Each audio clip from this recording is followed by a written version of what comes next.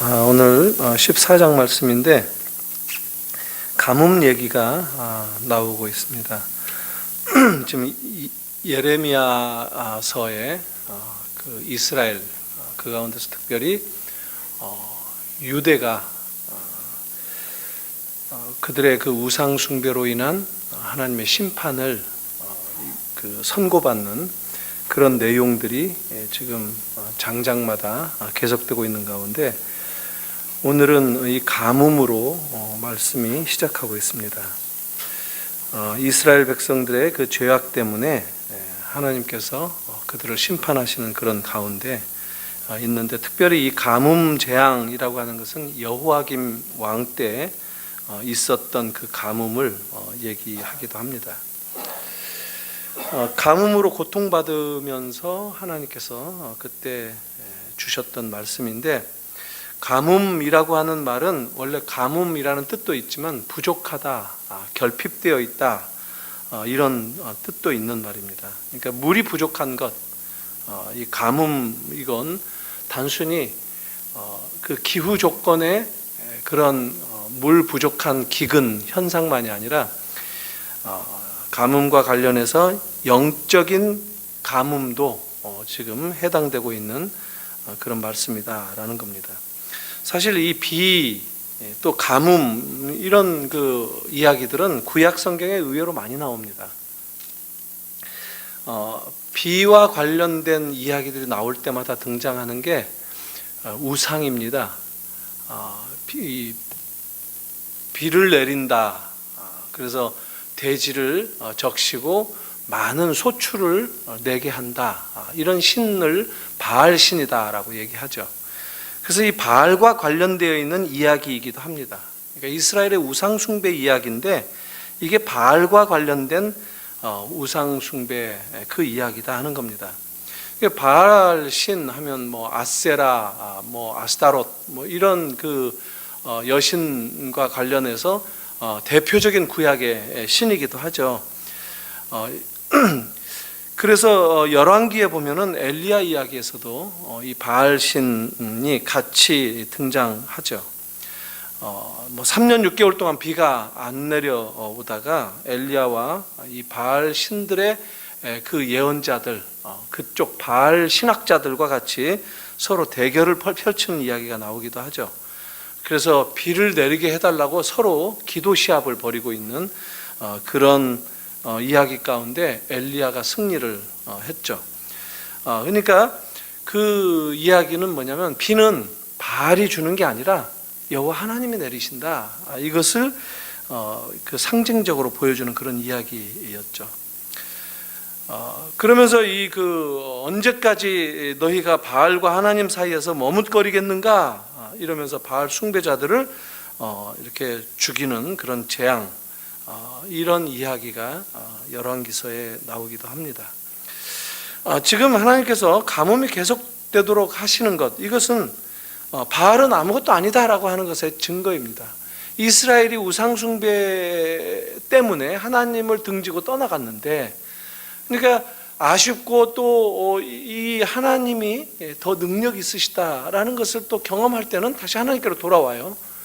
그러다가 또 살만하면 또 다시 떠나게 되고 바알 신을 숭배하게 되고, 이런 그 반복이 되고 있는 그런 상황 가운데 오늘도 지금 이 가뭄 이야기, 기근 이야기가 나오는 것은 우상에 빠져 있는 이스라엘 백성들에게 하나님이 기근을 통해서 회개할 것을 촉구하는 그런 그 메시지, 또 그런 회개의 도구로 사용하고 있는 그것이 이 가뭄이다, 이렇게 말할 수 있겠습니다.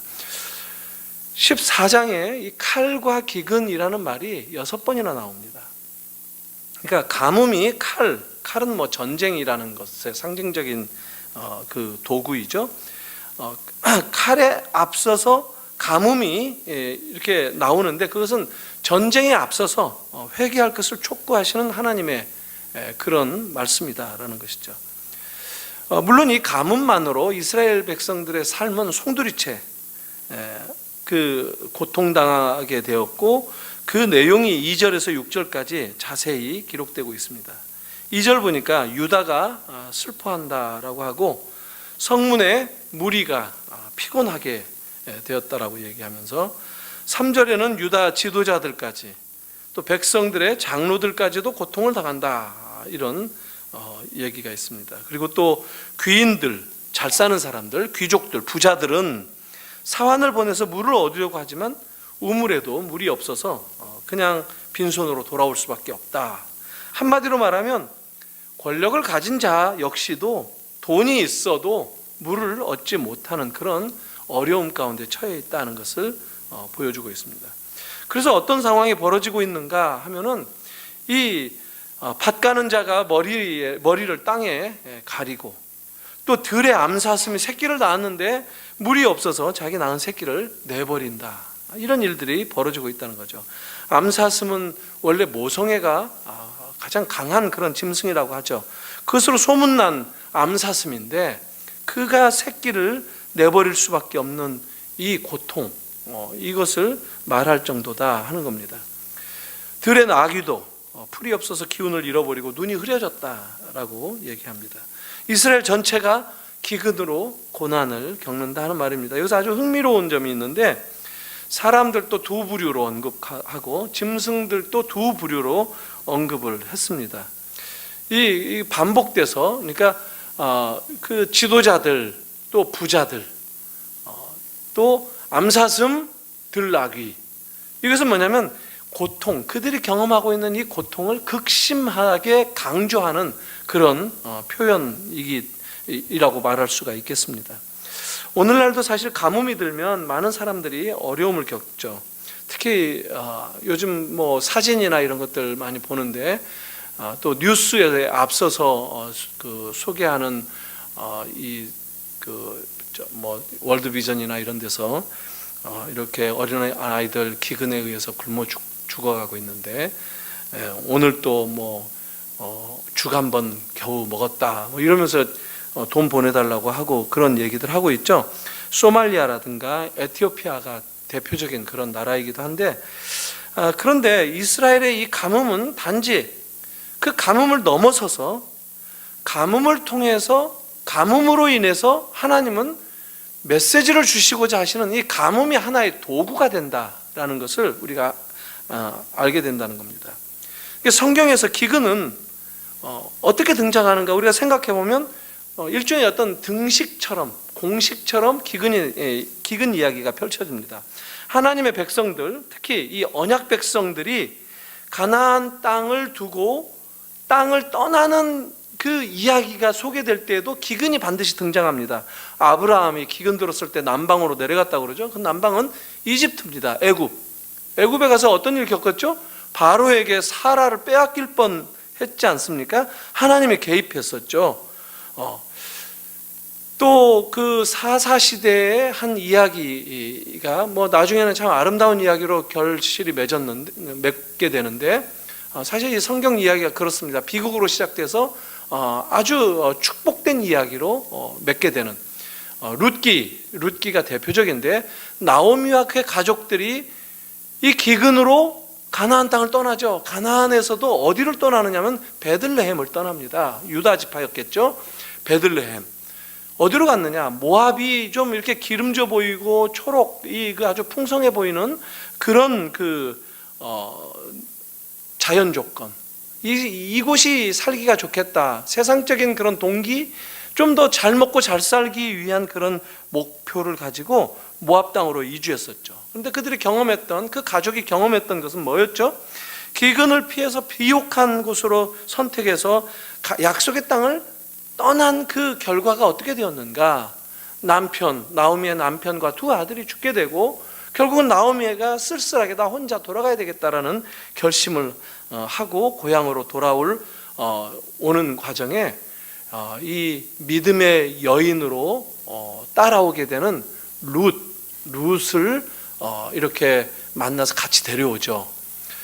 그 룻의 이야기가 다윗의 혈통을 이어가는 이야기로 연결되지 않습니까? 그러니까 떠나는 역할, 이게 기근이 결정했다라는 것이죠. 그런데 축복의 어떤 기회는 하나님이 그럼에도 불구하고 아브라함의 경우도 또 이 나오미 룻의 경우에도 하나님이 예비하신 그 길을 또 다시 오게 하신다는 거죠. 그러니까 언약의 신실하신 하나님의 모습을 우리가 볼 수 있는 게 구약의 도처에서 우리가 확인되는 그 패턴입니다. 그 이야기의 패턴이기도 합니다. 예레미야를 읽을 때에도 역시 이 기근, 이런 이야기, 이스라엘이 지금 고난 가운데 있구나, 이렇게 되게 되면 우리는 벌써 그런 그 성경의 패턴에 적용해서 얼른 그 솔루션, 메시지를 찾아낼 수 있다는 겁니다. 그렇게 되면은 뭐냐면은 지금 이스라엘이 고난 가운데 있는데 이것은 돌아오라라고 하는 하나님의 메시지가 있는 것이고, 그들이 돌아올 때는 어떤 일이 벌어지겠는가? 다시 축복된 삶을 보장받을 수 있다라는 것입니다. 사실 오늘 좀 많이 비어가지고 제가 어디에 눈을 두고 말씀을 전해야 될지 잘 모르겠어요. 좀 우리 권사님 자꾸만 쳐다보더라도 이해해 주시기 바랍니다. 그러니까 하나님이 그런 그 시련 가운데 있는, 고난 가운데 있는 이스라엘 백성들 가운데에서 뭔가 새롭게 역사하시겠다라고 하는 이 사인이 기근으로도 나타날 수 있다라는 겁니다. 그렇게 받아들이고 돌이키는 그런 가운데 새로운 이 언약의 그 신실하신 하나님을 경험하는 것, 이것이 아주 중요한 메시지가 있다라는 겁니다. 그러니까 하나님은 결코 이스라엘의 그런 우상 숭배로 인해서 초래된 이 비극적인 이 재앙들, 기근 자연현상이라든가 뿐만 아니라 전염병도 나오고 여러 가지 그런 재앙의 도구들이 전쟁도 일어나게 되고 나오게 되겠지만, 그럼에도 불구하고 하나님은 언약 백성들을 포기하지 않으신다.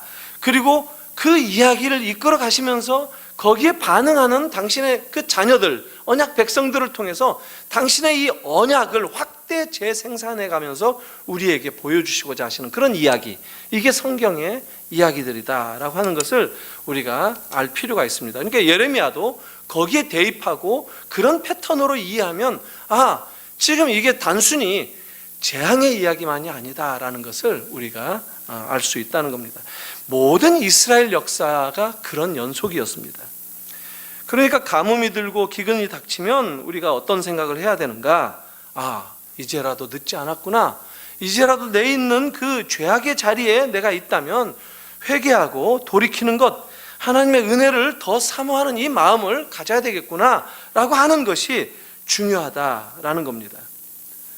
언약 백성들이 언약을 망각했을 때 벌어지는 이 이야기들이 가뭄과 기근의 이야기다라고 한다면, 그들의 그 언약의 이 망각의 상태에 그대로 머물러 있기보다 주께로 돌아오시기를 원하시는 그 하나님의 마음을 깨달아야 된다라는 그런 말씀을 읽어야 된다는 것이죠. 7절 보니까 이제 마침 회개의 기도가 나오죠. 여호와여, 우리의 죄악이 우리에게 대하여 증언할지라도 주는 주의 이름을 위하여 일하소서. 참 우리는 이렇게 참 죄악 가운데 있지만 그래도 당신은 당신의 이름을 위하여 일을 하시라. 어떤 일을 해달라는 거예요? 우리 용서하시고 당신의 이름, 당신의 그 정말 영광을 위해서라도 우리를 이렇게 놔두시지 말라, 이런 얘기를 합니다. 우리의 타락함이 많습니다. 우리가 주께 범죄하였습니다. 인정합니다. 고백하는 것이죠. 그런데 주님의 이름은 뭡니까?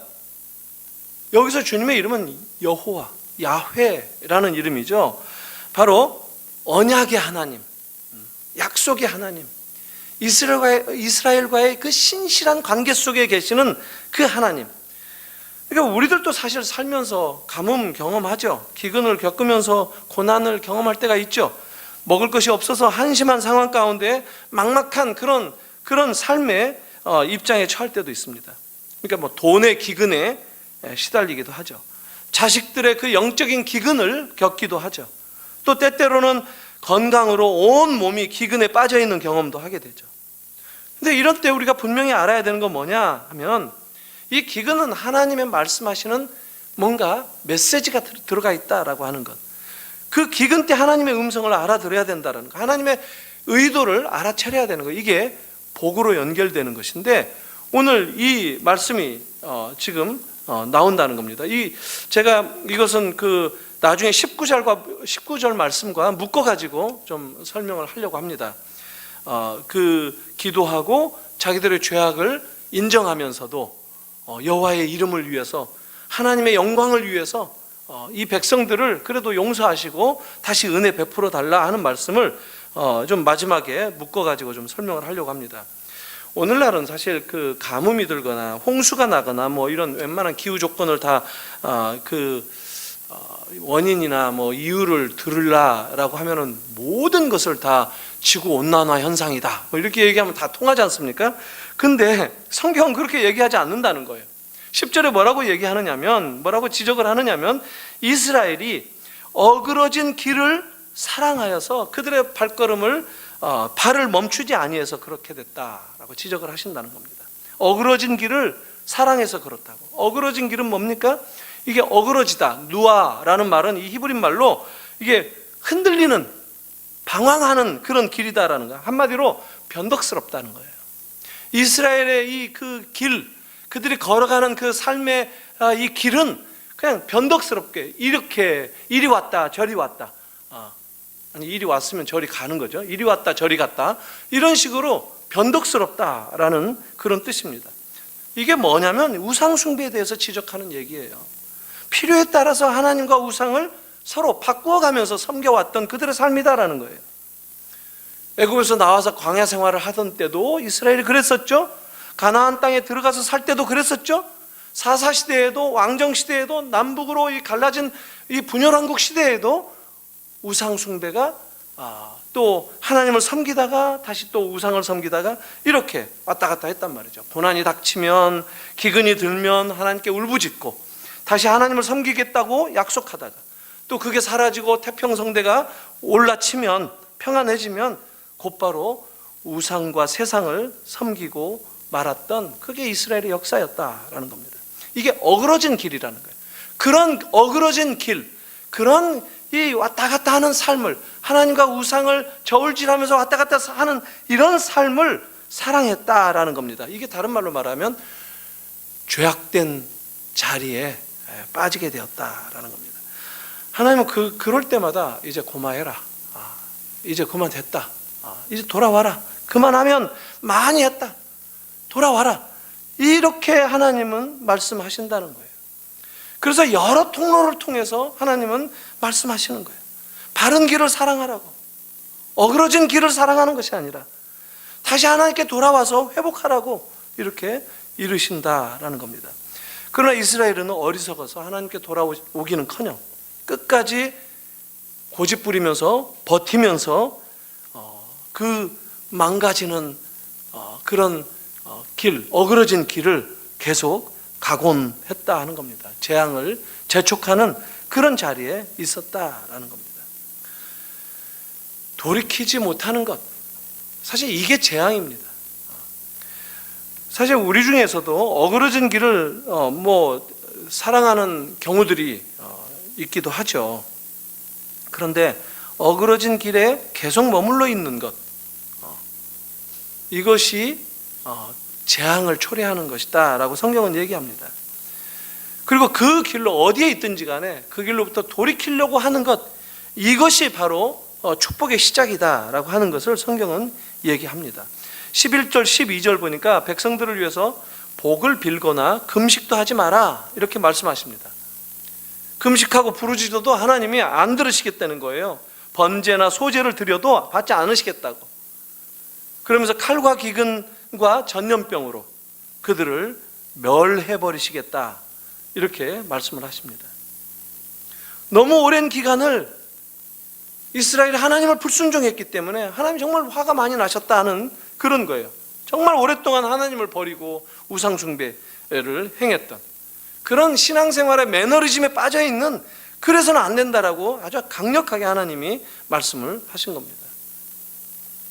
그런데 이렇게 이런 우상 숭배를 살아가는 것 못지않게 또 이 백성들이 우상 숭배하고 살아가는 데 있어서 역할을 했던 또 다른 집단이 있는데 그게 13절에 보니까 거짓 선지자들로 나옵니다.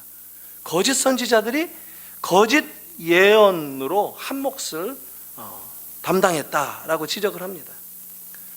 사실 거짓 선지자들은 이 예나 지금이나 이 예레미야 시대나 오늘 우리들이 살고 있는 지금 시대나 사람들이 듣기 좋아하는 말만 합니다. 지금 여기 나오고 있죠? 너희가 칼을 보지 아니하겠고 기근은 너희에게 이르지 아니하리라. 내가 이곳에서 너희에게 확실한 평강을 주리라. 하지만 이 말은 거짓 예언자들의 말은 거짓이었습니다. 선지자가 뭐 하는 사람이었죠? 항상 하나님의 말씀을 대언하는 자들, 그리고 백성들의 죄를 지적하는 그런 나단 선지자를 통해서 다윗의 죄가 지적되고 있지 않습니까? 왕이기 때문에 덮어주고 뭐 이게 아니라 죄를 잘못했다면 지적하는 그게 선지자들의 임무예요. 그런데 입에 발린 말만 하게 되는 이런 거짓 선지자들, 이들이 이스라엘이 돌이킬 수 없는 그런 지경으로 빠뜨리는데 한 몫을 했다라고 지적을 한다는 겁니다. 왜 그렇게 됐을까요? 거짓 선지자들은 하나님을 생각하지 않았다는 거예요. 하나님의 말씀을 생각하지 않고 그 사람들의 눈치를 보느라고 하나님께 묻지도 않고 하나님의 말씀에 귀 기울이지도 않고 그랬다라는 겁니다. 오늘날도 비슷합니다. 하나님의 말씀이 아니라 자기들의 마음에서 나오는 대로 말하는 그런 입장에 있는 것을 바로 거짓 선지자들의 특징이라고 얘기합니다. 죄를 보고도 못 본 척하고 그냥 잘 될 것이다 라는 말만 되풀이하고 그래도 잘 될 거야, 괜찮을 거야, 하나님은 그 문제 안 삼으실 거야, 용서해 주실 거야, 잘못했다고 하지도 않는데 용서부터 얘기를 하는 그런 말만 되풀이한다는 겁니다. 그게 오히려 그게 오히려 이 이스라엘을 가뭄 기근 가운데 죽도록 만든 그런 원인이 되었다라는 것입니다. 성도들을 더 죽임당하는 그런 지경으로 몰고 가는 그런 일이었다라는 거예요. 왜 그러는가? 이게 바로 세상적인 가치관에 벗어나지 못한 결과다라는 겁니다. 서로 암묵적으로 눈 감아주고 묵인해주고 그러는 거. 성도들의 그 죄를 얘기하기보다 좋은 얘기, 축복된 얘기를 하게 하고, 그러면 뭐 거칠게 죄를 지적하고 뭐 그런 어떤 교회에서 또 그런 일도 있다고 하지 않습니까? 그러면 저 목사는 왜 자꾸 우리들을 괴롭히는가? 저 목사 좀 갈아치웠으면 좋겠다. 그런 교회들도 있어요, 실제로. 그러니까 서로 암묵적으로 좋은 얘기 해주고, 그래 당신 우리 평안하게 우리들 계속 목회하시오, 우리가 설교 들어줄 테니까, 이런 게 형성이 되는 그런 상황이 초래될 수 있다는 것입니다. 그러나 하나님이 원하시는 것은 건강한 관계입니다. 죄를 지적해도 그것을 이렇게 싫게 아주 안이 꼽게 받아들이고, 저 왜 나를 이렇게 지적하는가 이렇게 하는 것이 아니라, 하나님의 말씀 앞에 우리가 다시 비춰보자. 내 모습은 어떤가? 나는 어떻게 살아오는가? 이런 것들을 돌아볼 수 있도록, 이것을 서로 나눌 수 있는 어떤 이 공감이 형성되는 것이 매우 중요하다는 겁니다. 그러니까 여러분들도 목사를 위해서 기도할 때도 마찬가지예요. 이걸 위해서 기도해야 되는 거예요. 그런 말씀, 하나님의 말씀, 하나님의 마음을 같이 나누고 알게 할 수 있는 그런 거를 기도하는 거예요. 단순한 평안함이라든가 그냥 건강하게, 몸만 건강해서 뭐 하겠습니까? 나이가 들면 뭐 힘도 빠지고 그래야 되겠죠. 그러니까 그런 것보다도 더 중요한 거, 하나님의 말씀을 잘 이해하고 그 하나님의 말씀의 그 중심을 가슴으로 잘 새겨 듣고, 이런 그것들을 좀 나눌 수 있는 그런 가운데, 그럼 뭐 또 사랑은 사랑대로 못 하나요? 하나님이 꼭 죄만 지적하시나요? 하나님은 은혜 주시기를 원하시는 분이신데, 그럼 또 은혜도 같이 나누고 하는 그런 것이 아주 서로 아주 따뜻한 관계로 성숙된 모습으로 나타나는 거, 이게 필요하다. 이걸 위해서 이런 말씀 제대로 전하고 하는 이런 목사가 되게 해달라, 이런 기도를 해야 되는 것이죠. 주를 위해서 우리 성도들도 주님께 쓰임받게 해달라고 서로 기도하고, 예레미야가 지금 그런 모습을 보여줍니다. 또 하나 살펴보면 하나님께서 그들의 기도를 들어주시지 않으신다고 해서 그들을 완전히 버리신다 하는 그런 얘기는 아닙니다. 그러니까 하나님께서 이렇게 진노하시고 하는 이런 메시지가 계속 주어지는 것 같지만, 거기서 우리가 발견할 수 있는 것은 이 하나님의 이름, 이런 것들이 등장할 때 뭘 생각할 수 있느냐면, 그런 진노는 일시적이다라고 하는 것. 죄를 지적하고 하는 것들은 일시적이고 잠정적인 것이다, 이런 거예요. 죄와 끊게 하기 위해서, 우리를 돌이키게 하기 위해서 사용하는 그런 그 타이밍에서 필요한 내용들이다라고 하는 것, 이것을 우리가 알 필요가 있겠다는 것이죠. 그러니까 이스라엘을 환난과 재앙 가운데 내어주셨다라고 한다면 그 이유는 뭐냐? 얼른 그런 일들, 우상숭배했던 것들을 끊고 하나님과 다시 바른 그 관계, 어그러진 그런 길을 살아가는 것이 아니라 정말 바른 길, 참된 길로 되돌아오고자 하는 그런 마음으로 하나님과의 인격적인 원만한 관계로 회복되는 것, 이것을 하나님은 원하신다라는 것입니다. 그러니까 어려움이 있다라고 하는 것은 회복의 가능성을 우리는 항상 가지고 어려움을 바라볼 필요가 있다라는 겁니다. 그러다 보면 내가 지금 힘들고 고통스럽고 지금 어려울지라도 그것을 겸손하게 견딜 수 있는 능력도 생기게 되고, 그런 가운데 있지만 하나님은 우리를 내버려 두시는 분만은 아니다 하는 것을 우리가 알 필요가 있다는 겁니다. 내가 이렇게 힘들고 고통스러울 때 하나님의 마음은 어떠시겠는가? 하나님은 더 마음이 아프시겠지. 이런 가운데 우리의 이 삶의 방향의 그 중심을 회복하는 것, 이것이 중요하다 하는 겁니다. 하나님은 결국 언약 백성을 그대로 내버려 두시지 않는 분이시다라고 하는 것, 이게 하나님의 여호와 이 이름입니다. 언약의 하나님, 약속의 하나님, 신실한 그 하나님은 정말 신실하게 우리와 맺은 언약을 스스로 기억하시고 스스로 지키시고 스스로 회복하시는 그런 분이시다라고 하는 것, 이것을 우리가 바라봐야 된다 하는 겁니다. 이 언약의 하나님을 생각하고 붙들고 기도하는 것, 이게 진짜 기도입니다. 우리들이 하나님한테 기도하고 그럴 때에도 참 그런 그 하나님의 인격이나 하나님의 이름, 하나님의 어떤 그 약속, 이런 것들을 붙들고 하나님께 나아가는 것, 이게 굉장히 우리 기도에 힘이 되는 것이다라고 하는 것을 알 필요가 있습니다. 느헤미야 기도를 보면은 느헤미야 1장 5절인데요. 하늘의 하나님 여호와, 크고 두려우신 하나님이여, 주를 사랑하고 주의 계명을 지키는 자에게 언약을 지키시며 긍휼을 베푸시는 주여 간구하나이다. 이렇게 기도 시작합니다. 언약을 지키시며 긍휼을 베푸시는 주님이다라고 고백했습니다. 우리가 기도하는 것은 우리가 기도할 자격이 있어서가 아니죠. 우리가 기도하는 것은 우리가 뭔가 완전한 그런 뭔가를 행동으로 보였기 때문에 하나님 앞에 떳떳하게 나아가는 거, 하나님 내가 이거 했으니까 나 떳떳하게 이거 해주십시오, 이런 것이 기도가 아니죠. 우리가 기도하는 것은 주님의 언약을 붙드는 것이 기도다라고 하는 거예요. 바로 그래도 주님이 우리와 언약 관계를 지키시는 분, 그런 하나님인 것을 확신하면서 나아가는 거, 이게 기도가 되어야 된다라는 겁니다.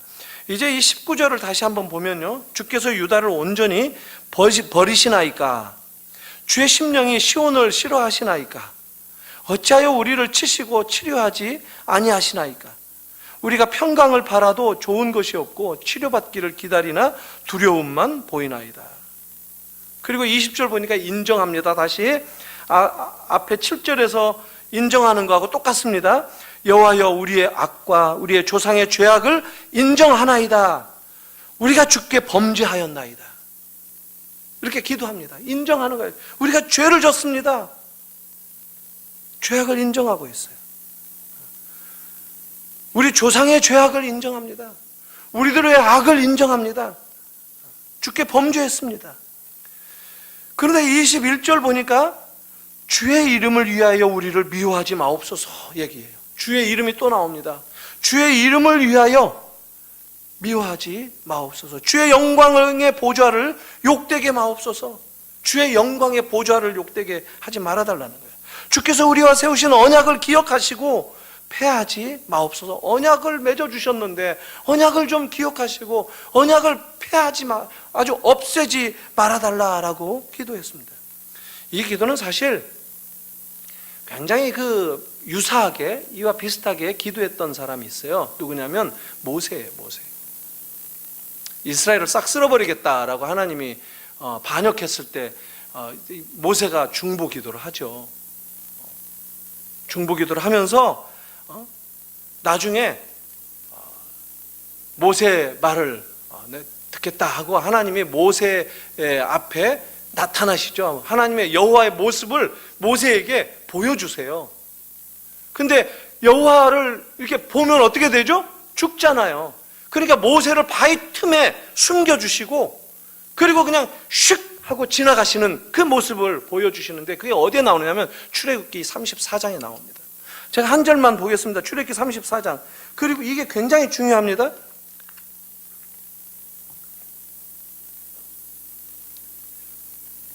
5절부터 제가 몇 절만 봅니다. 여호와께서 구름 가운데에 강림하사 그와 함께 거기 서서 여호와의 이름을 선포하실세. 지금 여호와의 이름이 나옵니다.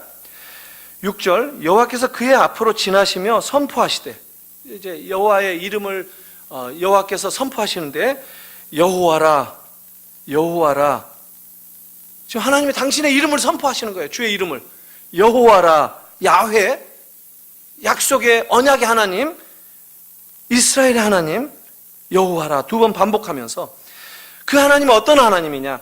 자비롭고 은혜롭고 노하기를 더디하고 인자와 진실이 많은 하나님이라. 인자를 천대까지 베풀며 악과 과실과 죄를 용서하리라. 그러나 벌을 면제하지는 아니하고 아버지의 악행을 자손 3, 4대까지 보응하리라. 이 율법입니다.